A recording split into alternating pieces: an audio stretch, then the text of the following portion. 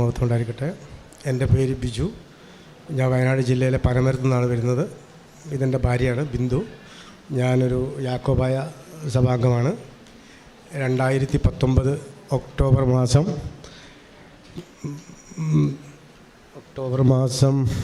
7-ാം തീയതിയാണ് ഞാനിവിടെ നിന്ന് ആദ്യമായിട്ട് ഉടമ്പടി എടുക്കുന്നത്. ഉടമ്പടിയിൽ നിയോഗമായിട്ട് വെച്ചാൽ എനിക്ക് കിഡ്നിയിൽ സ്റ്റോണായിരുന്നു. കിഡ്നിയിൽ സ്റ്റോണെന്ന് പറഞ്ഞാൽ ഒരു 10-17 കല്ലുകളുണ്ട്. അതിലേറ്റവും ചെറിയ കല്ലിൻ്റെ വലിപ്പം എന്ന് പറയുന്നത് 29 mm. 29 mm മേലേക്കായിരുന്നു എൻ്റെ കല്ലുകളുടെ എല്ലാം വലിപ്പം. അപ്പോൾ എനിക്ക് മൂത്രം പോവില്ല. ചില സമയത്ത് മൂത്രം ഒഴിക്കുമ്പോൾ ബ്ലഡിൻ്റെ അംശങ്ങൾ ഉണ്ടാകുമായിരുന്നു. അങ്ങനെ 2019 സർജറി അല്ലാതെ വേറൊരു മാർഗമില്ല എന്നാണ് എന്നോട് ഡോക്ടർമാർ പറഞ്ഞത്. കോഴിക്കോട് മെഡിക്കൽ ഡോക്ടർമാർ പറഞ്ഞത്. എൻ്റെ ഒരു സുഹൃത്ത് മുഖേനയാണ് ഞാനിവിടെ വന്നത്. ഞാൻ ഉടമ്പടി എടുത്തു. ആദ്യത്തെ 3 മാസം ഒന്നും സംഭവിച്ചില്ല. ഞാനിവിടെ വന്ന് ഉടമ്പടി പുതുക്കി പോയി ഒരാഴ്ച കഴിഞ്ഞതിന് ശേഷം എനിക്ക് ഇന്നേ വരെ, അതായത് ഞാനിവിടെ നിന്ന് ഈ സാക്ഷ്യം പറയുന്ന നിമിഷം വരെ എനിക്ക് അങ്ങനെയുള്ള യാതൊരുവിധ ബുദ്ധിമുട്ടുകളും ഉണ്ടായിട്ടില്ല. ഒരു വേദന അനുഭവപ്പെട്ടിട്ടില്ല. മൂത്രം ഒഴിക്കുന്നതിന് തടസ്സം ഉണ്ടായിട്ടില്ല. മറ്റ് ശാരീരിക അസ്വസ്ഥതകളൊന്നും തന്നെ ഉണ്ടായിട്ടില്ല. പിന്നെ എനിക്ക് എൻ്റെ വീട്ടിലേക്കൊരു വഴിയില്ലായിരുന്നു. വീട്ടിലേക്ക് പോകുന്നൊരു വഴിയില്ലായിരുന്നു. ഞങ്ങളൊരു വളരെ ദുരിതര കുടുംബത്തിൽപ്പെട്ട ആൾക്കാരാണ്. ഞങ്ങൾക്ക് ആശുപത്രിയിൽ പോകുന്ന വഴിയില്ലായിരുന്നു. തൊട്ടടുത്ത ഒരാളുടെ സ്ഥലത്ത് കൂടെയാണ് ഞങ്ങൾ പോയിക്കൊണ്ടിരുന്നത്. അയാളോട് വഴി തരുമെന്ന് ചോദിച്ചപ്പോൾ അയാൾ ആദ്യമൊന്നും ഇല്ലയെന്നാണ് പറഞ്ഞത്. മാതാവിൻ്റെ അനുഗ്രഹം പോലെ അയാൾ ഇങ്ങോട്ട് വിളിച്ച് ഞങ്ങൾക്ക് വഴി തന്നു. 10 അടി വീതിയിലുള്ള വഴി. അദ്ദേഹം പൈസ പോലും കൊടുക്കാതെ ഞങ്ങളുടെ പേരിലേക്ക് അത് രജിസ്റ്റർ ചെയ്ത് തന്നു. അതുപോലെ തന്നെ ഒരു 32 വർഷക്കാലമായിട്ട് ഞാനൊരു പുകവലിക്ക് അടിമയായിരുന്നു. പുകവലി എന്ന് പറഞ്ഞു കഴിഞ്ഞാൽ നിങ്ങൾ ഉദ്ദേശിക്കുന്ന ചെറിയ പുകവലിയൊന്നുമല്ല. ഏകദേശം ഒരു 30-40 സിഗരറ്റോളം ഒരു ദിവസം ഞാൻ വലിക്കുമായിരുന്നു. അപ്പോൾ കണ്ടിന്യൂസ് ഒരു ചെയിൻ സ്മോക്കറായിരുന്നു. അത് ഞാൻ ഉടമ്പടി എടുത്ത് ഇവിടുന്ന് പോയതിന് ശേഷം നിർത്തി.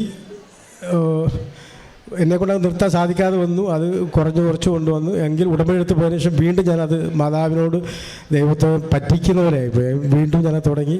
2023 ഞാൻ വീണ്ടും ഇവിടെ വന്നു. അമ്മയുടെ മുമ്പിൽ സമർപ്പിച്ച് വീണ്ടും ഞാൻ പ്രാർത്ഥിച്ചു. 1.5 വർഷമായിട്ട് ഇതേവരെ ഒരു പുക വലിക്കാനുള്ള ഒരു ടെൻഡൻസി തോന്നിയിട്ടില്ല. ഞാൻ നിറയെ പുക വലിക്കുന്ന ആൾക്കാരുടെ മുമ്പിൽ കൂടെ പോയാലും എനിക്ക് പുക വലിക്കാനുള്ള ആ ഒരു ടെൻഡൻസി ഇപ്പോഴില്ല. പരിപൂർണമായിട്ട് 1.5 വർഷത്തോളം കാലമായി പരിപൂർണമായിട്ട് എൻ്റെ പുകവലി പൂർണ്ണമായും പരിശുദ്ധ അമ്മയും തിരുക്കുമാരനും എനിക്ക് മാറ്റിത്തന്നു. അതുപോലെ തന്നെ ഞങ്ങൾക്ക് സ്വന്തമായി കുടിക്കാനൊരു വെള്ളമെടുക്കാനൊരു കിണറുണ്ടായിരുന്നില്ല. അത് ഞങ്ങൾ മറ്റ് വീടുകളെയാണ് ആശ്രയിച്ചുകൊണ്ടിരുന്നത്. ആ കിണറിലെ വെള്ളവും കാലക്രമേണ ഈ കാലാവസ്ഥയുടെ മൂലം പറ്റിപ്പോയി. ഞങ്ങൾ പുഴവെള്ളം കുടിക്കേണ്ട ഒരു അവസ്ഥയിലേക്ക് മാറി. മാതാവിൻ്റെ ഇവിടുന്ന് കൊണ്ടുപോയ വെഞ്ചരിച്ച ഉപ്പ് ഞങ്ങളുടെ ഭൂമിയിലിട്ട് കിണർ കുത്തി ഞങ്ങൾക്ക് വെള്ളം കാണുന്നവരെ മാതാവിൻ്റെ മുമ്പിൽ തീ കത്തിച്ച് വെച്ച് ഞങ്ങൾ പ്രാർത്ഥിച്ചു. പരിശുദ്ധ അമ്മ ഞങ്ങൾക്ക് ഒരു കിണർ കുത്തി വെള്ളം വെള്ളം കുടിക്കുന്നതിനുള്ള അറിയിക്കുകയും ഞങ്ങൾക്ക് തന്നു. ഇപ്പോൾ ഞങ്ങൾ ഇഷ്ടംപോലെ വെള്ളം എത്ര വീട്ടുകാർക്ക് ഉപയോഗിക്കാൻ വേണമെങ്കിലും ഉള്ള രീതിയിലുള്ള അവസ്ഥയിലേക്ക് വെള്ളം തന്നെ ഞങ്ങൾ സഹായിച്ചു. എനിക്ക് 2 പെൺകുഞ്ഞുങ്ങളാണ്. ഞാൻ ഈ ഉടമ്പടി സാക്ഷ്യത്തിന് എഴുതാത്തൊരു കാര്യം, എൻ്റെ കൊച്ചു കുഞ്ഞ് ചെറുതായിരുന്ന സമയത്ത് ഉള്ളൊരു കാര്യം പറയാനായിരിക്കുകയാണ്. കൊച്ചു കുഞ്ഞ് ഒരു 2 വയസ്സുള്ളപ്പോൾ വലിയൊരു ഡാമിൽ പോയതാണ് അവൾ. ദൈവം മാതാവ് താങ്ങിയതാണെന്ന് പറയാൻ പറ്റുള്ളൂ. അന്ന് മാതാവിൻ്റെ മുമ്പിൽ സാക്ഷ്യം പറഞ്ഞോളാം എൻ്റെ ഭാര്യ നേർന്നിരുന്നു. ഇന്ന് എൻ്റെ മകൾക്ക് 21 വയസ്സായി. ഈ 21 വയസ്സ് വരെ ആ സാക്ഷ്യം പറയാൻ ഞങ്ങൾക്ക് പറ്റിയിട്ടില്ല. വെള്ളത്തിൽ പോയ കുഞ്ഞ് ഏകദേശം 1.5 മണിക്കൂറും വെള്ളത്തിൽ പൊന്തി കിടന്നു. ഇവള് 2ാമത്തെ കുഞ്ഞിൻ്റെ ഗർഭിണിയായിരുന്നു. 6-7 മാസം. ഇവളാണ് കുഞ്ഞിനെ ആദ്യം കണ്ടത്. ആ ഗർഭിണിയായ ആ അവസ്ഥയിൽ അവൾ വെള്ളത്തിൽ ചാടി കുഞ്ഞിനെ എടുത്ത് കരയിൽ കൊണ്ട് ഒരു തുള്ളി വെള്ളം പോലും എൻ്റെ കുഞ്ഞ് കുടിച്ചിട്ടുണ്ടായിരുന്നില്ല. മറ്റ് അസ്വസ്ഥതകളൊന്നും എൻ്റെ കുഞ്ഞിന് ഉണ്ടായിരുന്നിട്ടില്ല. ഞങ്ങൾക്ക് ഇത്രയേറെ അനുഗ്രഹങ്ങളൊക്കെ തന്ന് ഞങ്ങളെ സഹായിച്ച അമ്മയോടും തിരുക്കുമാരോടും ഞങ്ങൾ നന്ദി പറയുന്നു. പ്രേക്ഷിത പ്രവർത്തനങ്ങളെ പത്രം ഇവിടുന്ന് കൊണ്ടുപോയി ഞങ്ങൾ എല്ലാ സ്ഥലങ്ങളിലും ഗവൺമെൻറ് ഹോസ്പിറ്റലുകളിലും അയൽവക്കക്കാർക്കും സുഹൃത്തുക്കളൊക്കെ കൊടുക്കാറുണ്ട്.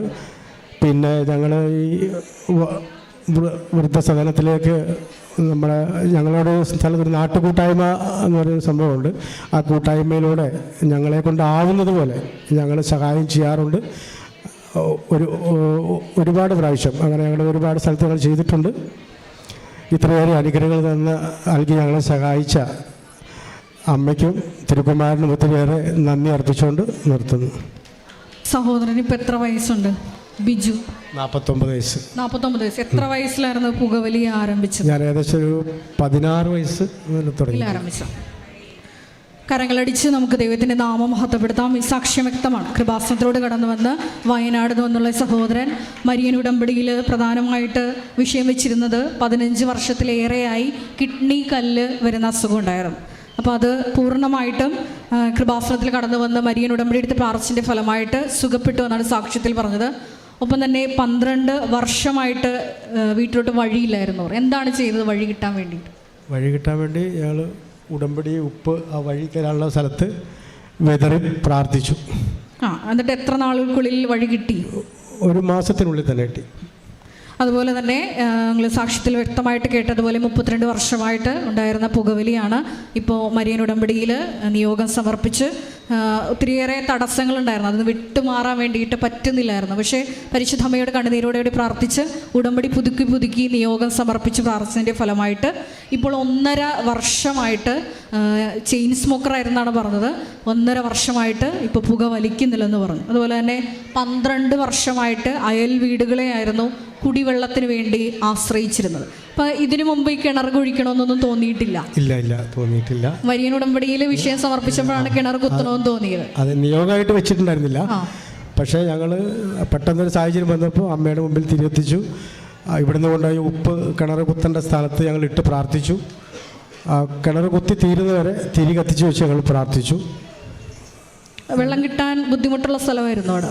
അല്ല, ഞങ്ങൾക്ക് ബുദ്ധിമുട്ടുള്ള സ്ഥലമാണ്. പക്ഷെ ഞങ്ങൾക്ക് പെട്ടെന്ന് കിട്ടി. ഒരു 80 അടിക്ക് പാറയും ഒരു 100 അടിയോട് ഭാഗത്തിന് വെള്ളം കിട്ടി. 275 അടി ഞാൻ മൊത്തം അടിച്ചുള്ളൂ. ഇപ്പോൾ പരിശുദ്ധ ദൈവമാതാവിൻ്റെ മധ്യസ്ഥയിൽ ഉടമ്പടി എടുത്ത് പ്രാർത്ഥിച്ചപ്പോൾ ഇവർ അലഞ്ഞുകൊണ്ടിരുന്ന ഒരു വിഷയമാണ്. പക്ഷേ ഉടമ്പടി നിയോഗം സമർപ്പിച്ച് പ്രാർത്ഥിച്ചപ്പോൾ ഒരു പുതിയ വഴി, ഇവർക്ക് ഇന്നേവരെ കിണർ കുത്തണമെന്നും തോന്നിയില്ലായിരുന്നു. ഉടമ്പടി പ്രകാരം ജോഷുവ 3:4 അനുസരിച്ച് ഒരു പുതിയ വഴി കുടിവെള്ളത്തിനായിട്ട് ദൈവമാതാവ് തുറന്നു കൊടുത്തു. നമുക്കറിയാം കൃപാസനത്തിൽ നടക്കുന്ന മരിയൻ ഉടമ്പടി സമയ ചുരുക്കത്തിൻ്റെ ഒരു പ്രാർത്ഥനയാണ്. അപ്പോൾ നിങ്ങൾ ശ്രദ്ധിച്ച് കാണും, 12 വർഷമായിട്ടുള്ള വഴി തടസ്സം, 12 വർഷമായിട്ടുള്ള കുടിവെള്ള തടസ്സം, 15 വർഷമായിട്ടുള്ള അതുപോലെ തന്നെ കിഡ്നി സ്റ്റോൺ, അതുപോലെ 32 വർഷമായിട്ടുള്ള പുകവലി, ഇതെല്ലാം ഒരൊറ്റ മരിയൻ ഉടമ്പടിയിലൂടെയാണ് പരിശുദ്ധ ദൈവമാതാവ് നേരിട്ട് ഇടപെട്ട് വിഷയം നടത്തി കൊടുക്കുന്നത്. കൃപാസനത്തിൽ 2004 ഡിസംബർ 7-ാം തീയതി ദൈവമാതാവ് ഈ അൾത്താരയിൽ പ്രത്യക്ഷപ്പെടുന്നത് സമയഘടികാരം നെഞ്ചിൽ ചാർത്തിയാണ്. അന്ന് ദൈവമാതാവ് പറഞ്ഞത് പ്രകാരമാണ് ദുരന്തമുണ്ടാകുമോ എന്ന് പ്രാർത്ഥിക്കണം. അതിനുശേഷമാണ് ദൈവമാതാവ് തന്നെ ദൈവപിതാവിൻ്റെ പ്രത്യേക കരുണയാൽ നമുക്ക് മരിയൻ ഉടമ്പടി പ്രാർത്ഥന നൽകുന്നത്. അപ്പോൾ മരിയൻ ഉടമ്പടി പ്രാർത്ഥനയുടെ മർമ്മം എന്ന് പറയുന്നത് അവൻ പറയുന്നത് പോലെ ചെയ്യുവൻ എന്നുള്ളതാണ്. അതായത് അവൻ പറയുന്നത് പോലെ ചെയ്ത് ഉടമ്പടിയിലെ 6 നിബന്ധനകൾ വിശ്വസ്താപൂർവ്വം ദൈവസ്നേഹത്തോടെ പാലിക്കുമ്പോഴാണ് ഈ സമയ ചുരുക്കം നമ്മുടെ ജീവിതത്തിൽ നടക്കുന്നത്. അതാണ് ഈ വയനാട് നിന്നുള്ള ഈ സഹോദരൻ നമ്മളോട് പങ്കുവച്ചത്. മരിയൻ ഉടമ്പടിയായിട്ട് ഈ കുടുംബത്തിൽ ലഭിച്ച എല്ലാ അനുഗ്രഹങ്ങൾക്കും ഒരിക്കൽ കൂടി കരങ്ങളടിച്ച് നമുക്ക് ദൈവമാതാവിനെയും ദൈവപിതാവിനെയും